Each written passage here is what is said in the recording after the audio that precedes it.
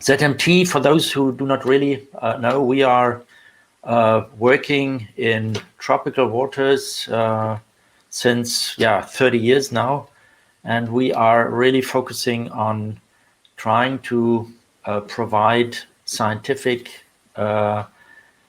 information, the scientific basis for the sustainable management, development of coastal areas.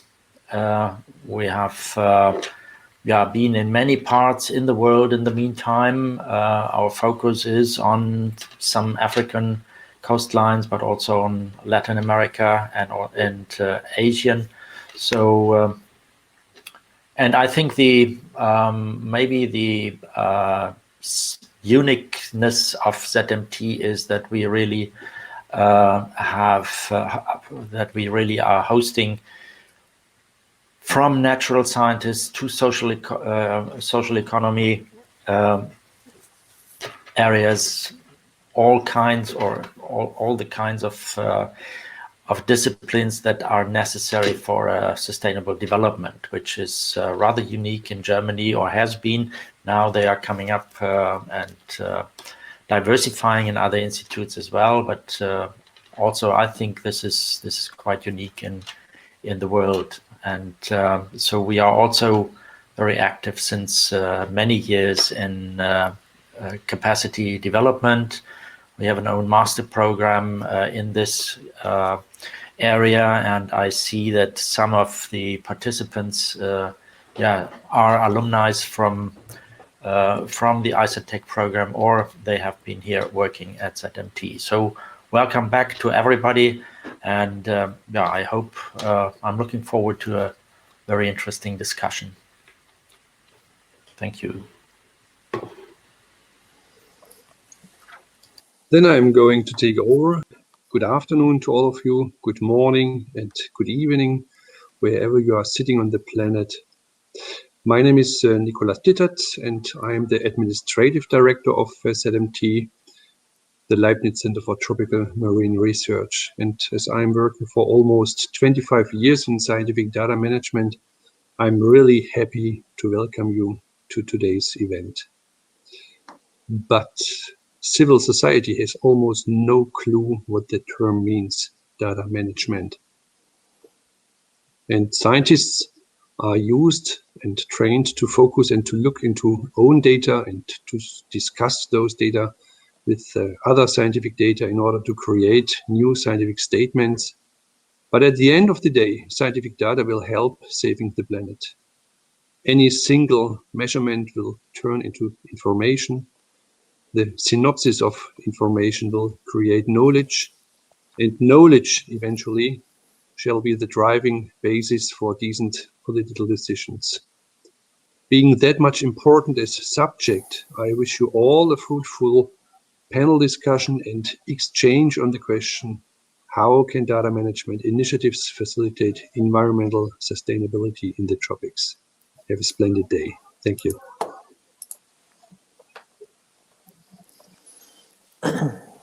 Okay,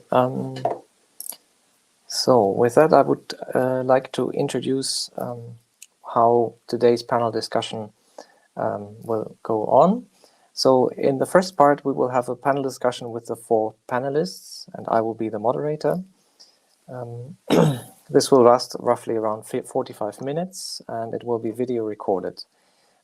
During that panel discussion, questions can be asked via the chat, on which you see over there in the blue bar, and then afterwards we will open up for discussion with the audience, and you can be promoted from an audience member to a speaker, and you can actually speak up via microphone and video. So management of research data, and in particular in international projects, is always a challenge. And these challenges can be technical, ethical, financial, and administrative. So there's plenty of challenges, and they can be a hindrance for joint initiatives using data and sharing data. Now, ZMT has a long-lasting tradition in working together with international partners, and therefore ZMT also wants to tackle these challenges. Now, last year, ZMT has started an initiative for digitalization, which is called DigiZ, and its aim is to operationalize an open research design at ZMT. Now, this has started last year and will include user-friendly and safe data infrastructures for ZMT and partners. And in this collaborative project, we will try to formulate basic guidelines.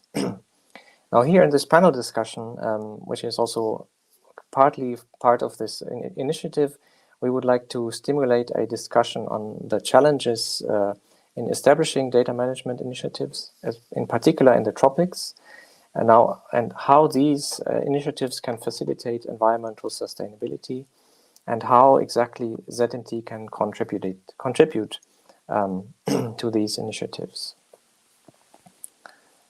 Okay, now with that, I'd like to start introducing the panelists. Just give me a second.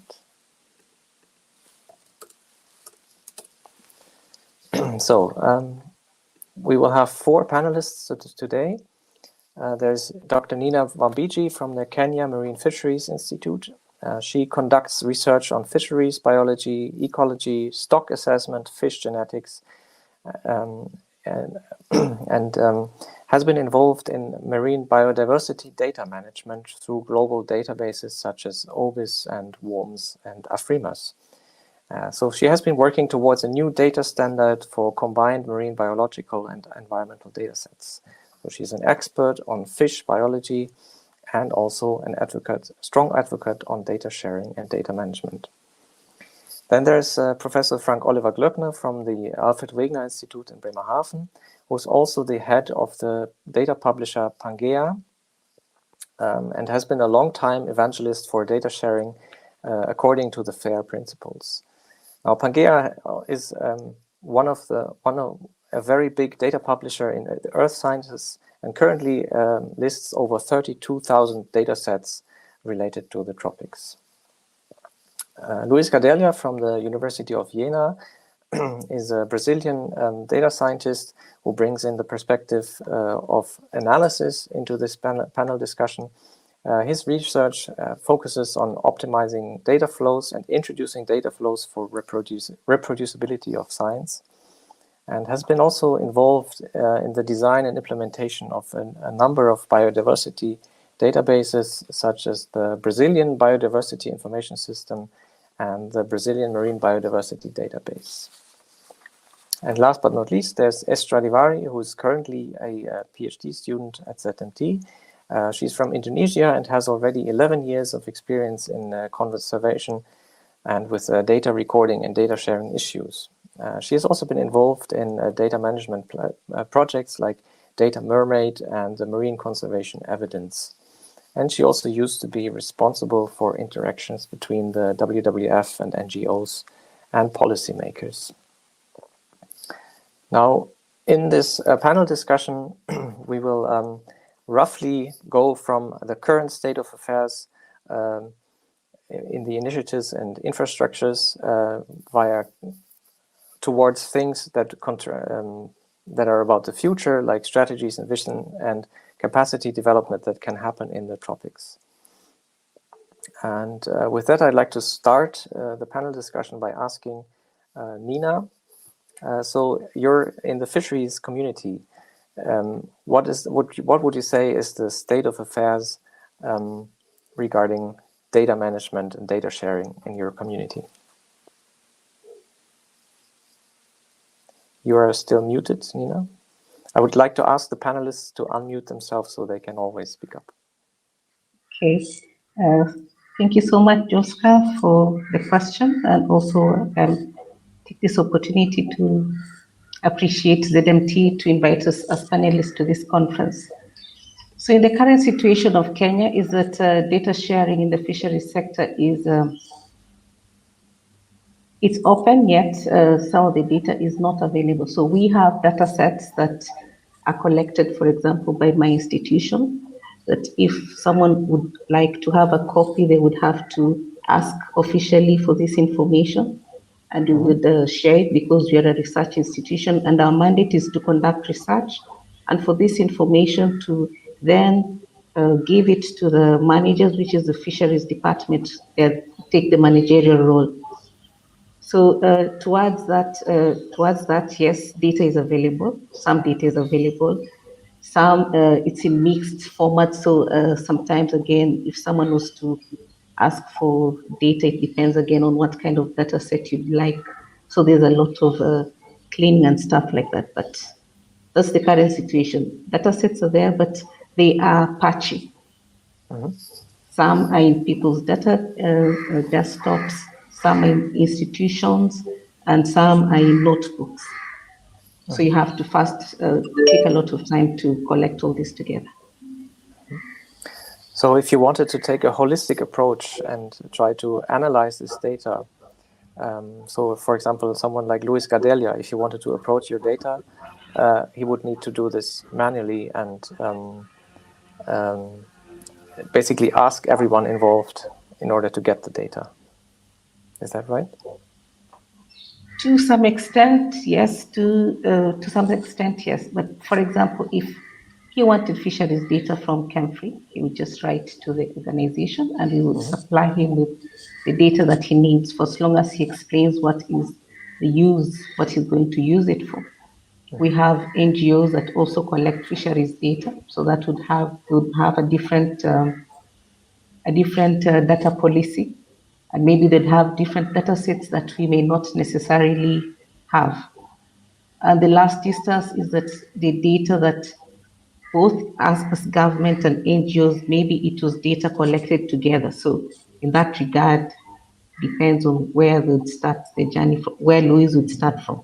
But if it's collective data, then it's available. Yes. Luis, is that in your community where it's about analyzing the data and working with it, is that something? Is that the state of affairs that you're facing every day? Yeah, we have in this, let's say, in this step of the data management process, we have a lot of variation on how things are executed. So we have cases where, as you portrayed in your question, things are done manually. People have to go after the data sets on the repositories and download them manually, and then install some scripts or libraries and their own, let's say, workstations or laptops, and think about the analyses that they want to execute. On the other hand, there are some very nice systems that some people call them scientific gateways. They are generally web-based scientific portals that already provide a lot of automation, such as pre-built scientific workflows that can be executed for doing, let's say, biodiversity analyses, for instance. And many times these scientific portals are already connected to the major data repositories, and this greatly facilitates. So there's a lot of variation, but in my opinion, the best usability and automation you can provide to the scientists, the better, right? So this is basically what I believe. Estra, you have been involved in establishing platforms like the Data Mermaid and the Marine Conservation Evidence. What do you think is the role of these platforms? Is it are they for making data findable? Are they? I mean, do we need more of those platforms, or rather less? Do we need more repositories or less repositories? In my opinion, the platform is actually like a media for collaboration. Is something that we can try to promote transparency as well about the data. And I don't think that we need more. We just need to have one or two, but we can try to maximize the platform that we have.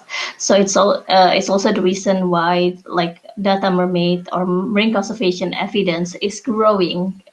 When we started that kind of platform several years ago, it was a simple thing, but then it's adding up based on some experience, and because we have more data, we need more new features, something like that. And the more we have data, there's a bigger opportunity for collaboration, because then it engages people to join, to put the data, and to trigger collaboration among different scholars. Would you say that there's factors that prevent people from putting their data into these repositories? There's a lot of factors, actually, especially in Indonesia. There's first is about the distrust to put your data. It's not only happening in Indonesia, but maybe in many other countries in the world. They are scared to put their data because they don't know what will happen after they store the data, after they submit the data. It's not really clear about the procedure, about the security issues, about the benefits they will get.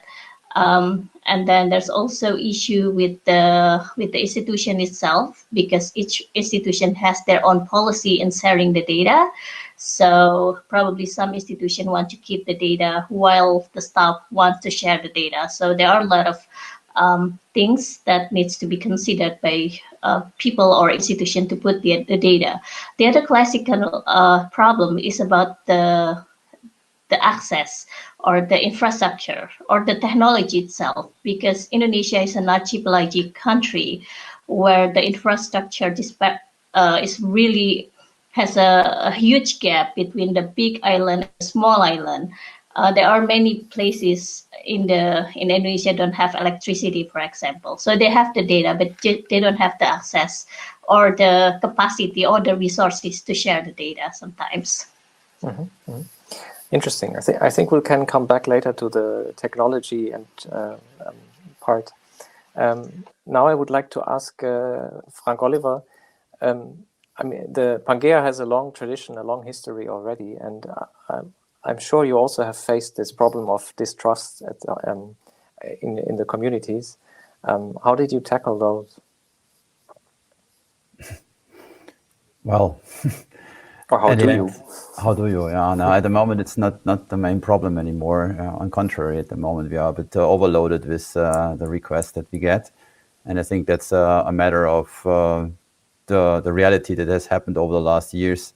That data management, data publication, the fair data principle became much more prominent and part of the scientific workflow, and all what we have heard before, I think, is a reason why this had to happen. In fact, so I wouldn't put it too much on Pangea. It's more that the whole cultural change has been started at this point.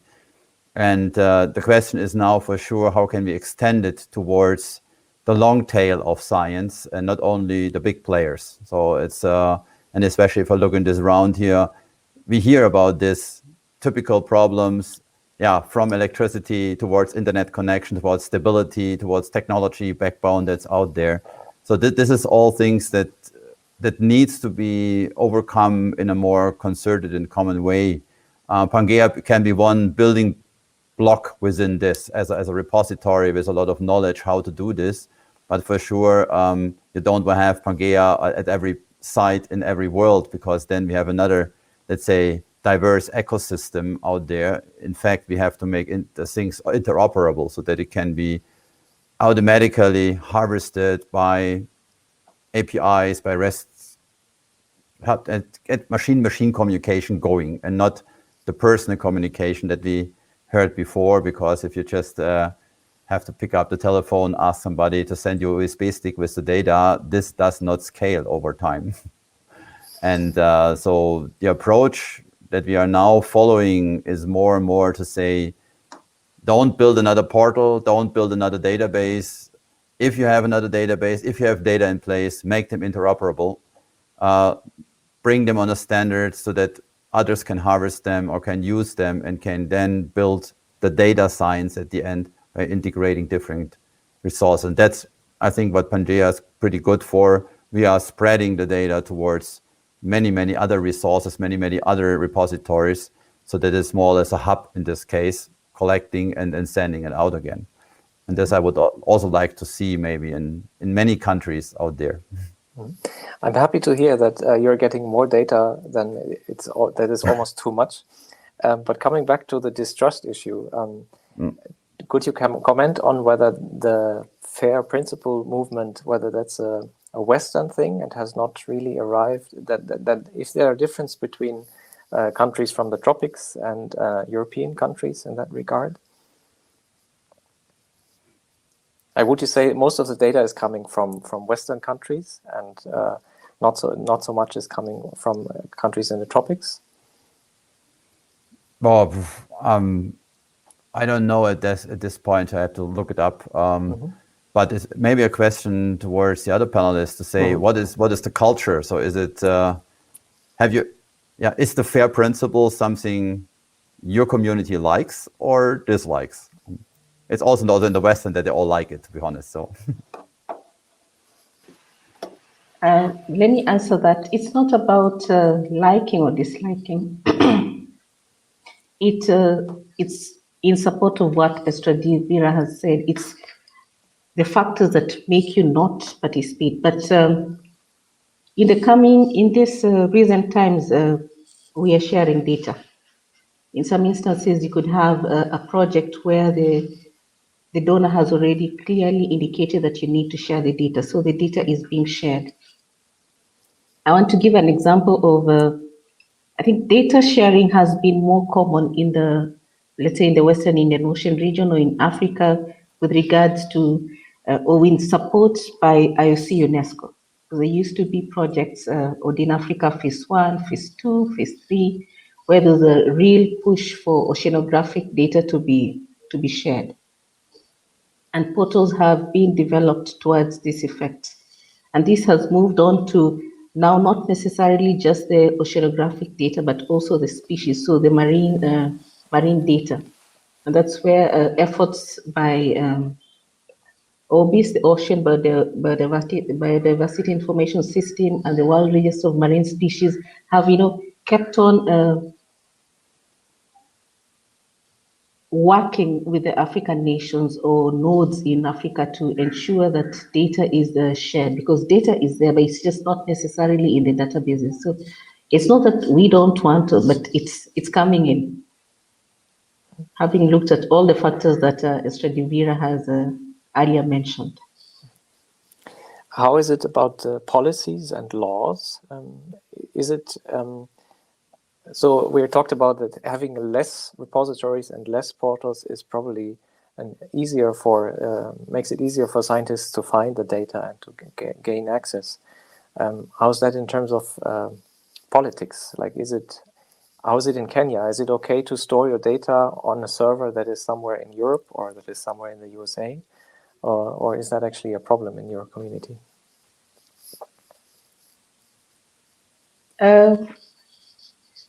I don't think it's a problem. It's the policies that need to be set out.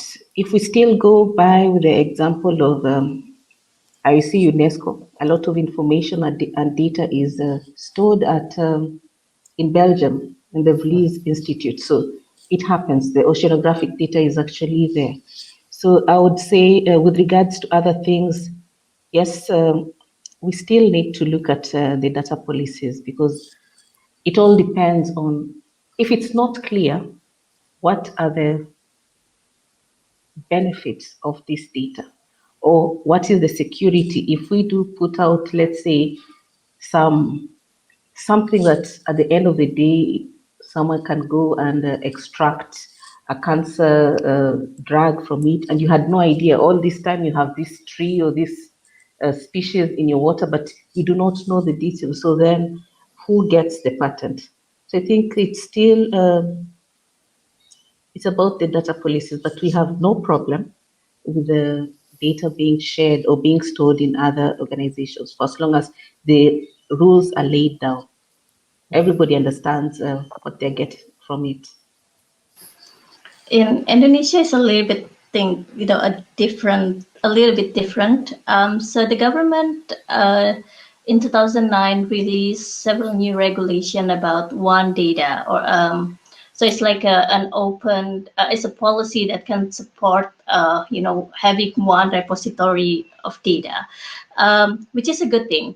But since then, the implementation is still limited because the one data platform is only for the government's data. It's not yet, you cannot really put other data than the government data into the platform. And I think it's progressing. So maybe in the future, the platform is, getting better and more improved. But in Indonesia itself, there's I don't know exactly, but I know that there's a restriction to put the data in foreign server. So you really have to put the data in the server which is based in Indonesia. At one hand, I see it as an obstacle because we have a limited capacity infrastructure in Indonesia. But on the other side, I see it as an opportunity as well, because that will create more opportunities for the infrastructure to come, for people to access more data, especially for Indonesian, because the hardest part also for Indonesian to store data in foreign platforms, it's not easy to use for Indonesian. Language barrier, technology barrier, internet barrier, or even the quality of data barrier. There's a lot of things a lot of issues that need to be handled if they put the data for outside platform. So, for example, in the last few years, Amazon, Google, they have started to open their offices in Indonesia because they saw there's a huge opportunity. So it's good to invest more in Indonesia. So they built more server. For example, I think Amazon just built like 3 very large server in 3 places in Indonesia. So it means that the government can start to use Amazon and then put their data there. That's an example. So there's a benefit sharing somehow. If we put all the data outside, then probably Indonesia won't get anything. So, yeah. I can add a little bit about the situation in Brazil as well. So there are a couple of things that are related to these questions that are going on in Brazil. First of all, there is a law called transparency law that's in place already for a number of years in Brazil. So it says that any Brazilian citizen can request from governmental institutions data about what's being what's their area of work. So you can ask for a science laboratory for data. You can ask for some government office for data as well. So there's this data, there's this law in place. And more related to research data, it's very common, at least all the calls that I have seen from major funding agencies in Brazil in the past few years, they demand that data be published somewhere. So a number of calls on funding for biodiversity research projects have this explicit on the text of the call, saying that you must deposit your data on the Brazilian, for instance, in the Brazilian biodiversity information system. So there are some interesting advances in Brazil in this sense, but of course there are still cultural barriers. Part of the scientific community, I wouldn't say that it's the majority, but part of the scientific community still has a relationship with their data sets that involves a lot of ownership and fear of publishing their data sets somewhere. But this is improving with time. The internet is actually a very interconnected system. So why does it actually matter where the data is stored? Isn't there a way around this problem, Frank Oliver? well, we have to distinguish between, let's say, general public data. So from my personal view, data is a public good and should be accessible by everybody. But for sure, there are certain limitations. One is sensitive data, personal data. You don't want to have your personal health act somewhere everywhere on the world. So I think that's nothing others need to know.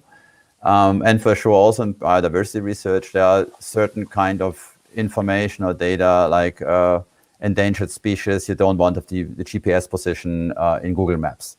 So because there might be others that find it pretty interesting to shoot the last one. So and put it on the web page in Twitter. Mm-hmm. So that's so there is a certain amount of data that needs to be protected in terms of, for me, it doesn't matter where it's stored, but for sure it needs to be protected. And then the question is for sure, who protects it? And we know that the big data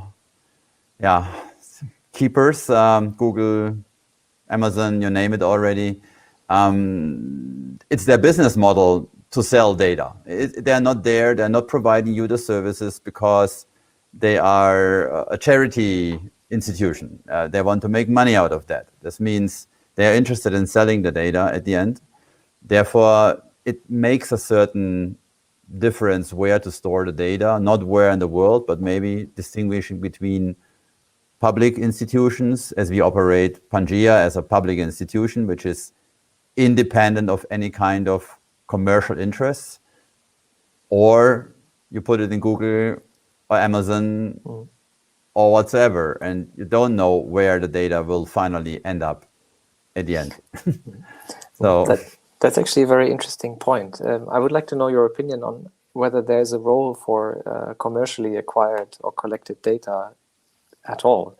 Like, what do you think? Can that be a source of benefit if a company like Google or so collects data and then publishes it or does something or sells the data? Would you say this is publishes or sells it? It makes a difference. So now we have to face the reality. The big ones, the Google provides tremendous amount of fantastic and fascinating data. Just look at Google Earth. We use it more or less every day. Google Maps, we use it every day. We use our mobile phone every day. We provide them with data every day, every minute. Even if I'm standing here looking at my phone, I guess it's already pulling data somewhere. I even don't know if it just records me here.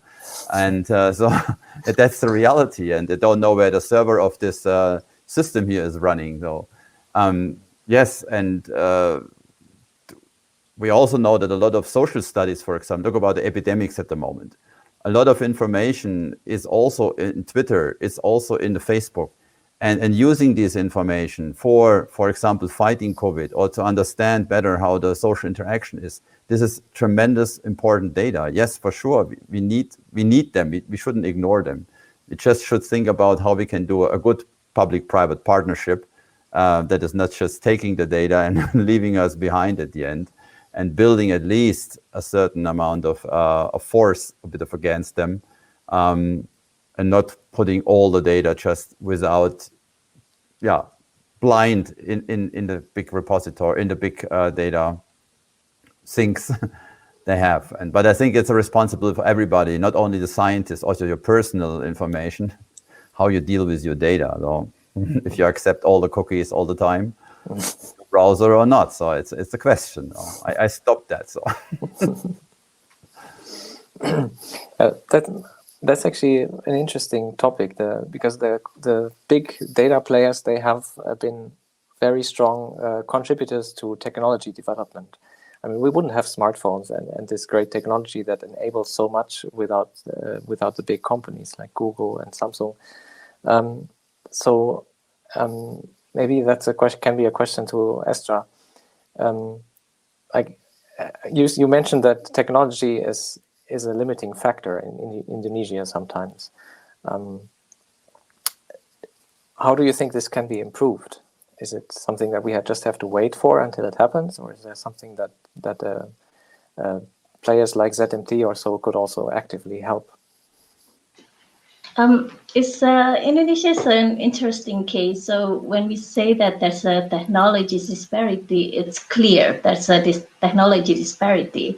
But there's also another cultural uniqueness. Like I've been to many places, like some islands in the eastern Indonesia, like many islands, and they don't have any, like they're a small island. They don't have electricity at all. They're kind of remote, very traditional, but everyone has cell phone. So that's really interesting in Indonesia. They don't have the electricity. Sometimes they don't get any signal because there's no network, but they have cell phone. Because cell phone is more, for Indonesian people, is still part of the culture. They value the family economy based on their assets sometimes. So you can see like some household to have refrigerator, but they don't have electricity, for example. So in Indonesia, I would say that the needs for technology is, especially for data management, is trying to utilize that kind of uniqueness. If we can manage everything through cell phone, it's much easier than to make a very complicated platform, for example, that you can only access from laptop. That kind of, simple things. Like, for example, many people now in Indonesia are recording video and then post it on YouTube, especially during the COVID situation. The number of videos produced in Indonesia, that's a lot. And it's also part of the data. And then we have a lot of citizen science going on as well in the last few years, because people then can access technology easier through their headphone. But if you're thinking about a more complex platform, then technologies become more difficult, because then again, people don't have laptop, they don't have network. The cell phone, it's easier for them because they go to the sea, they go to the other island because they're fishing somewhere, and they have the connection, and then they can, just upload something on their Facebook. So it's a tricky question to talk about what needs more about technology, because it will be depend on how we see it. Mm-hmm. So basically, the hardware to collect the data is in everybody's hands. Yeah, that's actually cool. So that the only thing you would need then is to have software to run on it, right? To yes. have tools to collect all the data. Luis, is that something that I mean, you have a lot of experience with developing pipelines for data and data flows. Have you had experiences with developing this for mobile phones and to really enable citizen science, so to say? Well, I can only confirm the impression that Estra just mentioned. I can only confirm her impressions. I can mention one experience that we had in Brazil, developing the wildlife health information system. So this is a citizen science based information system, and we made it available through the web, so people can access with their laptops or computers, and we made it available through mobile phone applications as well, so for Apple platforms and Android platforms. And I can say that the mobile, most of the contributions come from the mobile application users, and this system has been used to monitor wildlife health events. So if people see, for instance, some monkey close to some conservation area that looks have some disease, it can report and take a picture of if possible, and send it to this system. And it has helped a lot the Ministry of Health in Brazil to monitor outbreaks of diseases related to the wildlife. So I can confirm that mobile platforms really benefit these efforts for managing data related to the environment. Mm-hmm. Can I add that a little bit? So sure, in the conservation world, one of the most successful mobile phone platform, I could say that, is like a smart patrol. I don't know whether you've heard that. So it's an app to record data about the wildlife, about what's going on the forest, for example. And in Indonesia, because the government tried to push all the stakeholders working in the national park to collect data using the Smart Patrol. It's a global app that everybody use that. And it's quite successful in Indonesia. A lot of people use that, even communities. A lot of NGO try to give training to communities, so then the community can go out to the forest and collect the data by themselves. It's another type of citizen science, and it's also working, even though they don't know exactly about they collect the data, but they don't know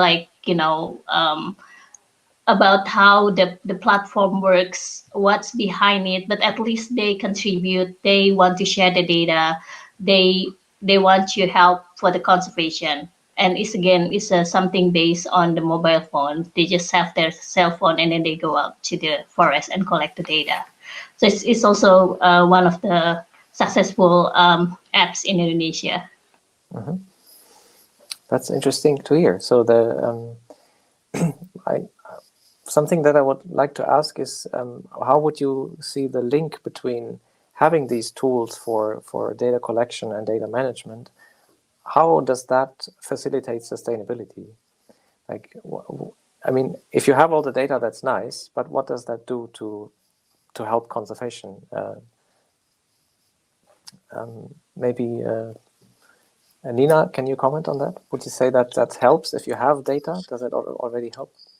Yes, I mean, data is the answer to everything, and without data, then there's nothing you can do. So the more information you have about a system, a species, a community, and how they all interact with each other is very important, because once you have this data in the databases or the repositories, then it can be analyzed, and you make then management management recommendations, or you write policies that will guide for as long as the policies are implemented. So it's very important to have a baseline, because, for example, there's in fisheries, many rules would be precautionary because maybe you do not have the data. But now, if you have an opportunity of collecting the data and having a baseline, then that makes much more thoughtful, it's much more serious, it's more developmental. So it's very important to have data. And just to contribute to the previous discussion on, maybe someone can sit and say, but I only have a small data set. How is this going to contribute to, how is it going to change the world? But it is these small data sets that when combined, then you can actually have trends. All this analysis now of climate change, IPCC, where are they getting the data? It's data from, these patchy data that have now been collected, and they now make sense. If it's about a species that has either is going extinct or is being overfished, it is the collected information. So one IOC UNESCO recently also looked at this and say, how is it that we can ask a scientist, maybe you only had a small project, after the project ended, you did not continue the project, or maybe it was a PhD or a master's. So they're testing out a tool where an individual scientist would just sit and submit data based on that small data set that they have. So I liked when they called it small data matters, because it is that small data that grows to something big. Thank you. Okay. So we've spoken now for around 45 minutes, and I think we've covered like a broad range of topics from the current state of affairs in your communities. We spoke about technology. We also spoke about policies and possible factors that prevent data sharing. So with that, I think I would like to open the discussion for the audience.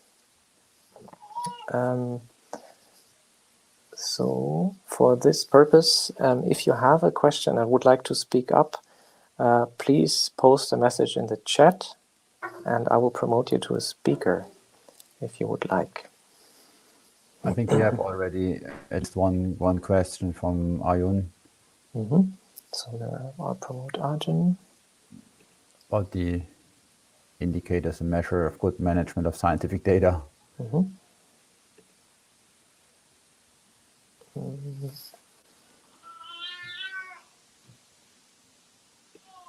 Okay, Arjun, you can speak up now, and I'll also promote Sebastian. Hi, yeah, thanks for the great discussions. I actually already posted my question. I had not much more to add to that, which is, it's good to be able to measure changes because these are sort of cultural shifts as well as technical solutions necessary. So I was curious to know, perhaps Frank Oliver is also in a good position to provide some wider perspective on how do institutions measure or should measure their data stewardship and how that would translate to individual research groups or researchers or even ways to know that we're doing well at it. Thanks. Yeah, so I can try at least. Definitely the point is the credit system. So we all have heard that at the end of the day, so far in the scientific career, data management doesn't have a real position. And we know also that, and we have heard this, I think, from all, that data management is nothing you can just do in a minute. You have to really work on that, and this means you have to invest time into this, and this time has to be given. Think about a PhD student. If it's expected to write 3 papers in 3 years, there's no time for proper data management, often given. The one point that has to be changed in terms of the cultural change is that this is really gets a say, so that the data management is part of the work that the scientist has to do. This means credit system. What we are trying to promote, at least in this case, is there's some kind of echo at the moment. Is it from my side or no? Okay, sorry. Is for sure that, for example, also data publications count as classical publications. So that's a change, and the German Science Foundation, just as example, has already introduced this some years ago, but nobody recognized this, in fact. So the data publication itself has the same meaning, could have the same meaning as a classical publication. Now it's up to us, finally, the PIs, to recognize this and accept this in the next evaluation of a project, of a PhD student, of a postdoc, of the professor, of whatever. So that's up to us at the end. It's us to have to implement this. The mechanisms are there. One point based on the individual researcher, for sure, also based on the institutions.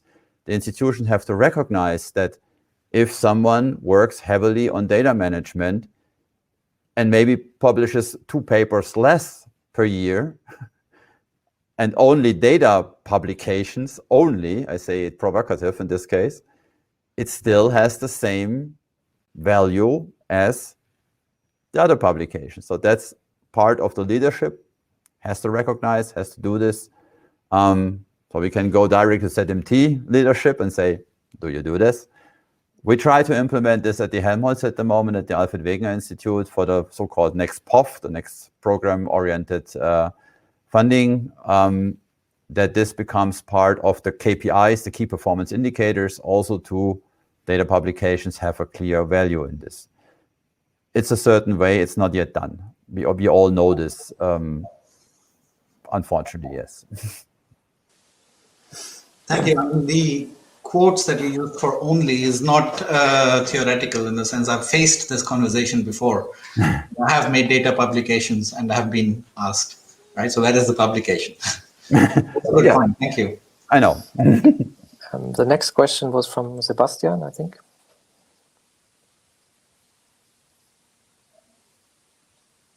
Sebastian, could you unmute yourself and ask your question or comment? I think he's frozen. So maybe we move on to the next question and he can later on ask it. So the next one is from Desiree. Please unmute yourself. Go ahead. Hi, can you hear me? Yes. Okay. Thank you everyone for elaborating so much, especially also how people can contribute to data collection via citizen science. what I've been wondering is that many would argue that local communities or resource managers maybe are not always able to use very complex scientific databases and that they cannot actually benefit from it. So when there are considerations how people or people, lay folks can contribute to data collection, are there also discussions about how it can benefit them and how they can use the knowledge that is collected to actually implement sustainability measures?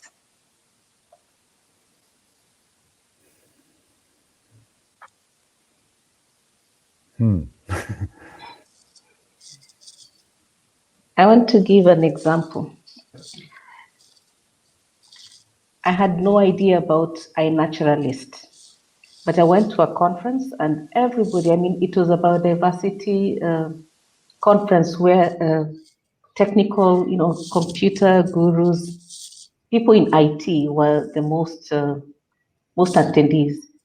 And I realized that through iNaturalist, for as long as you just have your phone, you take a photo, and this data is, it quickly loads itself somewhere. And this is something that anybody can do, because the whole point is that you're taking a walk along the beach, you take pictures of all the shells that you encountered before you jumped into the water. While you're walking into the forest, all the trees, plants, flowers, bees, and bugs that you saw. So it's very easy. I mean, that system seems to could easily be followed by not so much, technical expertise. So that's a very simple way that I've seen citizen science has helped with regards to data collection. In Indonesia, I would take an example when we did citizen science about the waste or trash that was washed inshore in Bali. Bali is a famous tourism island, and we have a lot of waste and trash on the beach. So we started to the citizen science, and then engage communities, several dive operators to start collecting the data about the trash, like how many plastic they found, for example.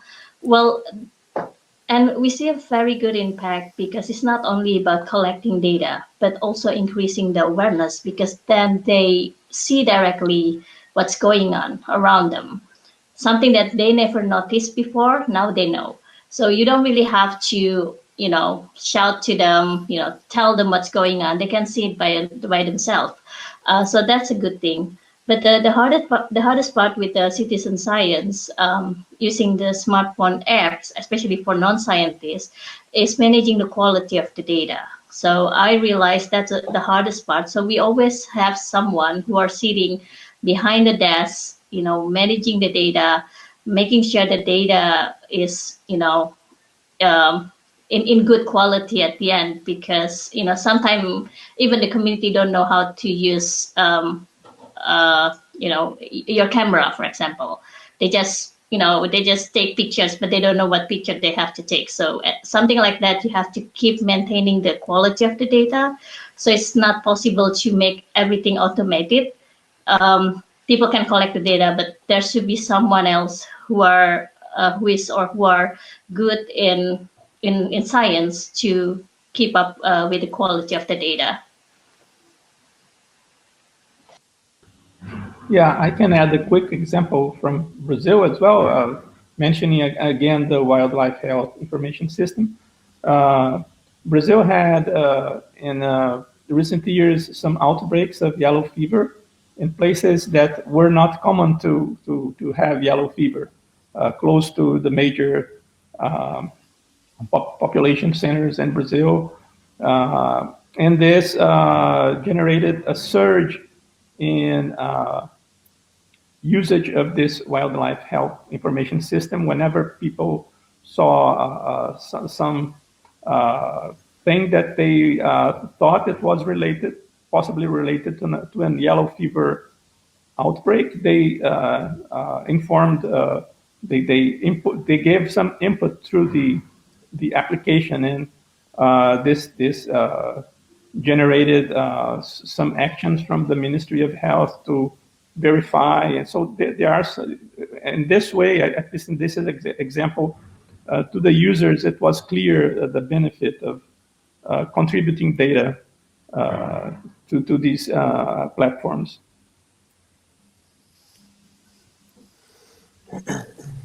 Okay. Thank you. Good. Then the next question is from Sebastian. He's back. Thanks. Sorry, my internet was acting up. I hope this works. So I had more of a comment, I guess, and then maybe with a question to the panel. So with regards to the context that we're discussing, particularly here at ZMT and the 2 days now, there's several things that are converging. The first thing is open data and data availability, and the other thing, of course, is research collaboration between countries from the global north and global south, and particularly thinking of issues of helicopter science, where people from developing countries partnering up with industrial countries, researchers from industrial countries. And it's usually a power imbalance, and the data is oftentimes extracted without proper participation, as we unfortunately know in many instances. And so potentially this sort of practice, which is still widespread, could be further aggravated when we're thinking about data sharing or the capacities to store data. And I know that in this panel and in the presentations that have been touched upon a little bit. So I would just like to see a bit of reflection from the panelists. If you think that with the efforts that we're seeing now with open data and efforts to share data and make it available, is this something that is aggravating the sort of digital or pre-digital, so the sort of power imbalance in academia and research? Is that aggravated by sort of a digital divide when it comes to data? Or on the other hand, is data sharing and use of platforms helping to sort of soften that and making data that's in some cases extracted without proper local participation? Does that give some of that back and empower researchers in tropical countries to make better use of the research that is conducted in their countries?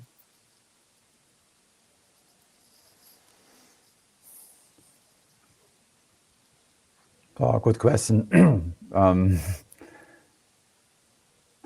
I'd say my personal take on this, that if we share the data, if we bring it back to the public domain, you have for sure need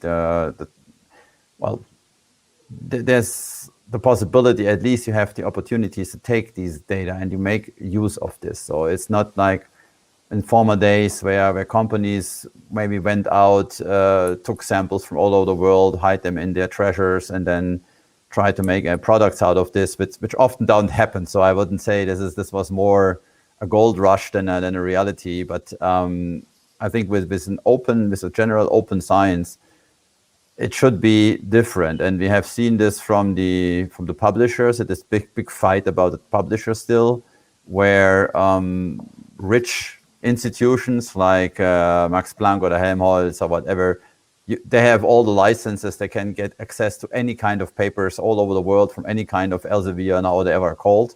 Others are not. And this has been rather dramatically changed with the open science and open publication idea of this, so that in theory, everybody that has a technological knowledge, that's the other point, can access to this. With data, I see the same. At least it would be my idea behind this, so that things that are taken are also then taken back and people can use this. But for sure, the gap still is there. To use the data, you need a certain technological knowledge, computing power, storage capacities, and all of this. So the question would be, do we need some kind of a world cloud that is openly available? People can just also do their science on this and not restricted by technological gaps in this case. So, because I understand now that for data collection, mobile devices are much smarter than a laptop. I understand this. Energy costs, whatever. But for analyzing the data, you still would need a compute cluster. You still would need the technology and high bandwidth connections and storage capacity. So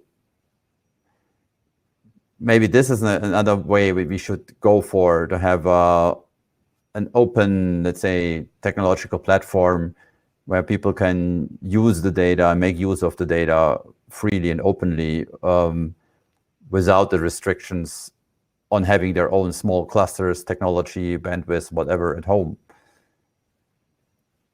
Maybe that's an idea. I don't know if it will help. Let me add a comment onto what Frank has just mentioned. So let's take the example of, yes, some data could have been taken elsewhere, but if I give the example of what IOC UNESCO is doing, that it was trying to facilitate all African coastal states to have a national, for example, National Oceanographic Data Center, where data would be archived and looked into, that eventually helps the countries. Moving ahead to databases like OBIS. What OBIS does, because the data is open and there are nodes all around the world, and there's some are coming in Africa, like Kenya is now a node, Senegal, South Africa. So what IOC UNESCO is trying to do is to get people to be trained. So we have now what you're calling the Ocean Teacher Global Academies. In the olden days, we used to travel to Belgium. So we'd analyze the data or look at data sets, but it's becoming, of course, it's becoming expensive, and it means very few people would get this expertise. So now there are training centers that have been sought around the whole world, and all an institution needed to confirm is that, well, do they have internet connectivity? Do they have the rooms to do trainings and stuff? Do they have trainers? And anybody, it's not necessarily just teachers in the OTGA, but you could have a training, but you want to use the Ocean Teacher Training Academy. So for example, Kemfri is a training center. So we take care of English-speaking countries. So there could be a data cleaning exercise. It could be about oceanographic data, ampulla, gold blooms, whatever it is, for as long as it's related to ocean science. A call would be put out, and any English-speaking person would come. So a training of, if in the old days only 8 people would go to Belgium, now 30 people are coming to Kemfri. We have a Portuguese center in Mozambique. We have in Senegal also for the French speakers, and in other countries, I think also Colombia, China, or Chile. So by that data, for many people, there's a critical mass of people that are now being trained on how to enter the data, what to do with the data, how to archive it, how to now analyze it in a holistic manner, and not necessarily just their project. So there's push towards making everybody move in the same boat. Thank you. Can I add one comment about that as well? So storing the data is one thing. Using the data is also one thing. Important thing. But another, as someone who comes from developing country, especially from Indonesia, the country that has the highest marine biodiversity, let's say, is how the data is used, because there are a lot of data coming from Indonesia, taken by scientists from Global North, but at the end they didn't involve Indonesian as part of the paper. There are a lot of things happen such like that in Indonesia. While we know that the data collection took a lot of effort, involving a lot of people, and at the end, it's gonna be like someone only from the Global North who published everything, and they've only put the Indonesian people in the acknowledgement. I wouldn't say it's wrong or bad, but then it makes the knowledge gap become larger, especially because it doesn't mean that the Global North expert, they know a lot about Indonesia. For example, they probably don't know how to link their the research with the current situation happening in Indonesia because they don't work in Indonesia, or there's no mentorship, there's no capacity building transfer to Indonesian. That's another thing that we, something that's going on now worldwide, I guess, not only in Indonesia.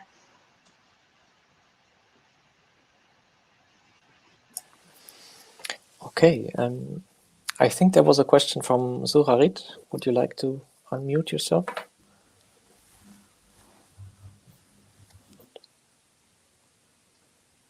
You're still muted.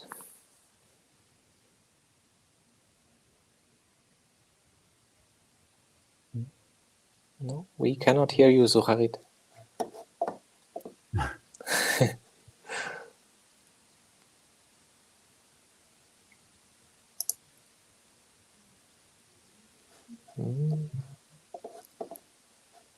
Maybe I can add a quick point to the last question while he is dealing with the audio.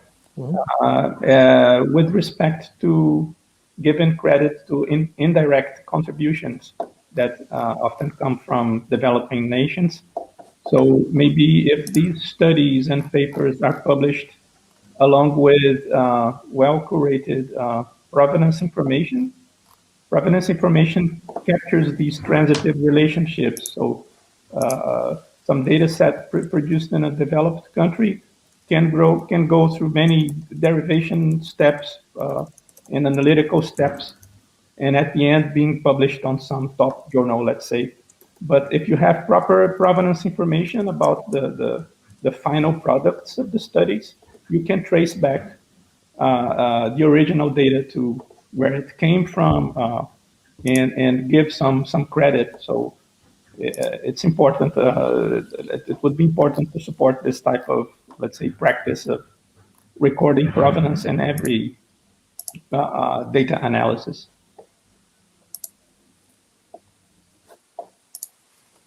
Maybe I continue looking at the two questions that came up. One is about data interoperability, and for sure also, how to, as we heard about, how to bring data to life. Well, okay. Sorry, I just got unmuted.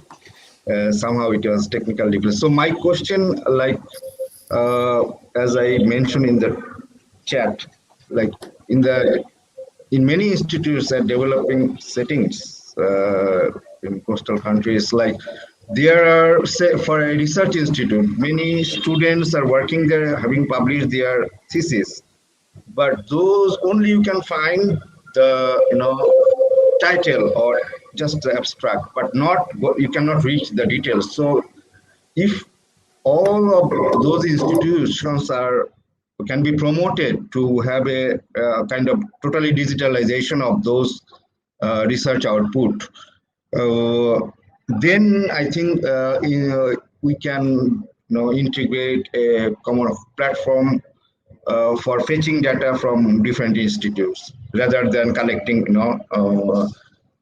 from those or stories, storing them in a very big data storage hub. So I think it would be a challenge for, I don't know, if like in my country, the settings are like that. So the data are, most of the data are, just under the table. Well, maybe just on that. So definitely open publication or open access publication is definitely a point that we are currently fighting quite heavily with the publishers. So this is what the deal contract in Germany and all over the world. So that finally, this is something that is very, very much enforced at this point. But again, we have to push it back to the scientist itself, because still they choose at the end where they publish. And it seems to be more cheaper to publish on the protected papers on a publisher where it has a certain contract with them. And so you don't pay it from your own payroll, but you pay it from the institute. So for the individual researcher, it's then cheaper than if you have to pay it from your own page charges of your own budget. So it's a bit strange in this case. So, and but there's a lot of movement into this. And personally, I started about 4 or 5 years ago only to publish open access. And in the big projects, we always force about this. But this is just one part, because this is, let's say, getting access to the knowledge in the paper, but still the data behind it. This should be, from our idea, published individually in data publishers like Pangea, for example, or European Nuclear Archive, sequence data, where this is by definition openly and freely available. So there is no page charges. There is nothing in this. So even if you don't get access to the paper, you should still get access to the data that is behind the paper. That would be my take on this. And maybe to continue briefly on the other questions about interoperability and how we bring these things together. It sounds like the developing countries were different than from the developed countries. I can tell you this is not the case. Germany has just started a 19 million euro project called the National Research Data Infrastructure to make data interoperable. Because at the moment, even if we have these data available in some open access publishers, whatever, it doesn't mean that you can go from health science to social science to environmental sciences, biodiversity sciences, and then just bring these things together. At the end, it's even maybe worse in the developed countries, because we have too much money to create another standard, to create another small little database and small little whatever, instead of bringing these things together. And this is, I have no clue how this will work in the future. The only idea that we have brought to the market at the moment is, well, to steal it as Google does it.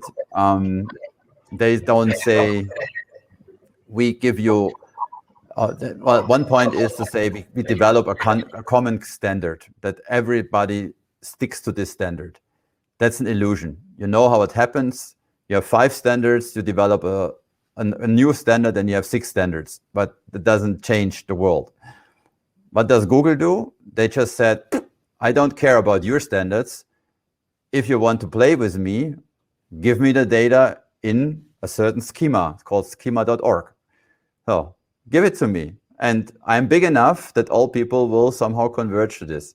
So that's our approach at the moment, to say, I don't care about your standards. You can host whatever you want, as long as you export them in a common system and make it, let's say, in a certain schema that can be harvested. Oh, we'll see if this might work.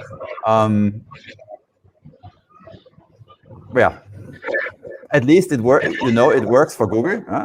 Look at the web pages. You always have this information that Google provides you. This is just taken from the individual web pages, harvested because they follow a certain schema. As an idea. You are muted again. Sorry. Hello, can you hear? Yeah. So thank you very much for your excellent views.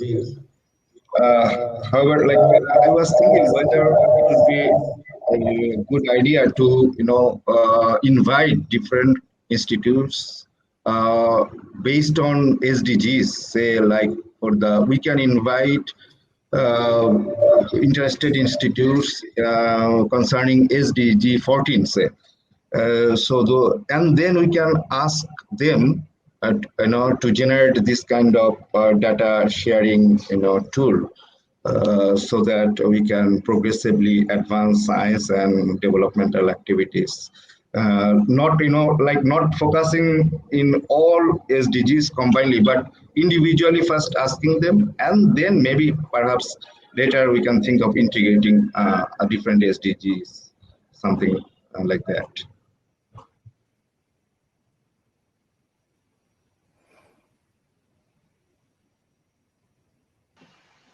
I would say that's possible. In the conservation world, there's a CBD that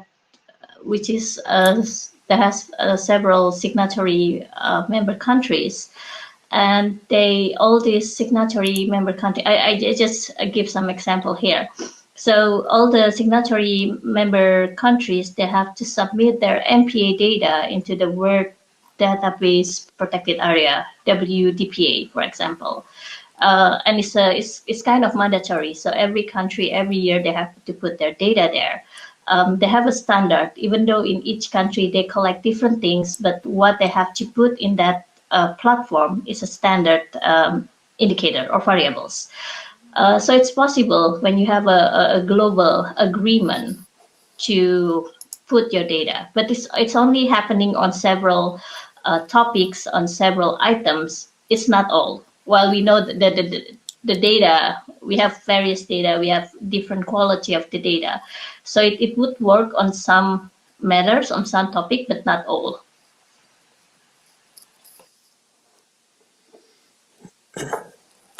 Okay, as far as I can see, there's no further question from the audience.